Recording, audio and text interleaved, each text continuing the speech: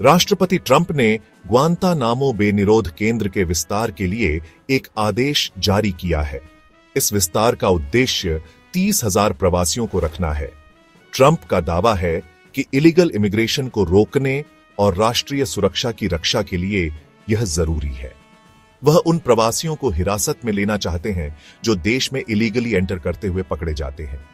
इस फैसिलिटी में उन्हें रखा जाएगा जिन्हें क्रिमिनल इलीगल एलियंस माना जाता है।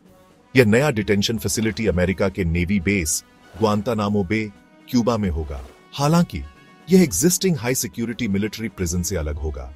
यह प्रिजन पिछले कुछ वर्षों में बहुत विवादों का विषय रहा है। नया फैसिलिटी विशेष रूप से प्रवासियों के लिए होगा। इसे इलीगल एंट्री के संदेह में लोगों को प्रोसेस करने और डिटेन करने के लिए डिजाइन किया गया है। ट्रंप प्रशासन का तर्क है कि इलीगल इमिग्रेशन को रोकने के लिए यह विस्तार बहुत जरूरी है। उनका कहना है कि इससे देश में इलीगली एंटर करने वाले प्रवासियों के फ्लो को कंट्रोल करने में मदद मिलेगी। प्रशासन का मानना है कि इमिग्रेशन लॉज को लागू करने और अमेरिकी नागरिकों की रक्षा के लिए यह मेजर जरूरी है। उनका उद्देश्य संभावित खतरनाक व्यक्तियों को अमेरिका में छोड़े जाने से रोकना है। यह पहली बार नहीं है जब ग्वांतानामो बे का इस्तेमाल प्रवासियों को रखने के लिए किया गया है।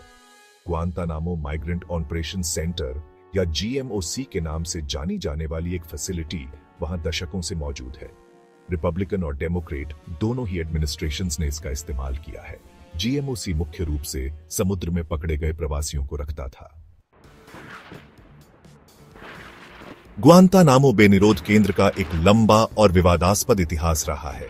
2002 में स्थापित, इसे शुरू में 9/11 के हमलों के बाद आतंकवाद के खिलाफ युद्ध के दौरान पकड़े गए बंदियों को रखने के लिए इस्तेमाल किया गया था। यह फैसिलिटी अपनी कठोर पूछताछ तकनीकों और बिना मुकदमे के अनिश्चितकालीन हिरासत के लिए जल्दी ही बदनाम हो गई। मानवाधिकार समूहों और अंतर्राष्ट्रीय संगठनों ने ग्वांतानामो में स्थितियों की निंदा की, जिसमें अत्याचार, दुर्व्यवहार और अंतर्राष्ट्रीय कानून के उल्लंघन का आरोप लगाया गया। व्यापक आलोचना के बावजूद अमेरिका के लगातार एडमिनिस्ट्रेशंस के तहत डिटेंशन सेंटर खुला रहा। राष्ट्रपति ओबामा ने इस फैसिलिटी को बंद करने का वादा किया था, लेकिन उन्हें महत्वपूर्ण राजनीतिक विरोध का सामना करना पड़ा। जबकि उनके कार्यकाल के दौरान बंदियों की संख्या में कमी आई, शेष कैदियों को स्थानांतरित करने या फैसिलिटी को बंद करने के प्रयास काफी हद तक असफल रहे। प्रवासियों को रखने के लिए ग्वांतानामो का विस्तार करने के ट्रंप प्रशासन के फैसले ने इसके इस्तेमाल को लेकर बहस छेड़ दी है। आलोचकों का तर्क है कि प्रवासियों को अनिश्चित काल के लिए हिरासत में रखना, खासकर शरण मांगने वालों को, मानवाधिकारों का उल्लंघन है। वे फैसिलिटी के इतिहास को दुर्व्यवहार और उचित प्रक्रिया के बिना अनिश्चितकालीन हिरासत की संभावना के प्रमाण के रूप में इंगित करते हैं। ग्वांतानामो का विस्तार अमेरिकी आव्रजन नीति के भविष्य के बारे में चिंताएं पैदा करता है। यह कठोर प्रवर्तन उपायों की ओर बदलाव और अंतर्राष्ट्रीय मानदंडों की अवहेलना का संकेत देता है। प्रवासियों को हिरासत में लेने के लिए इतने परेशानी भरे अतीत वाली फैसिलिटी का उपयोग करने से महत्वपूर्ण कानूनी चुनौतियों और अंतर्राष्ट्रीय निंदा का सामना करना पड़ सकता है। ग्वांतानामो के विस्तार की घोषणा ने मानवाधिकार समूहों और अंतर्राष्ट्रीय समुदाय में आक्रोश और निंदा को जन्म दिया है।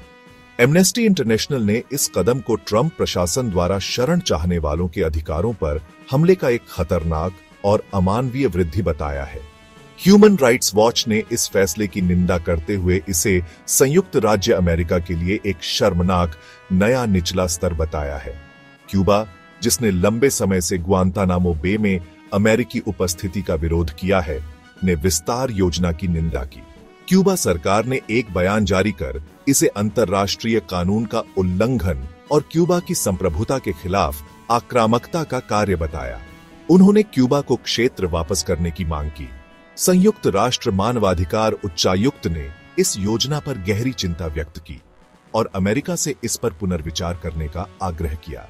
UNHCR ने शरण चाहने वालों और शरणार्थियों के अधिकारों पर जोर देते हुए कहा कि शरण मांगना एक मानवाधिकार है।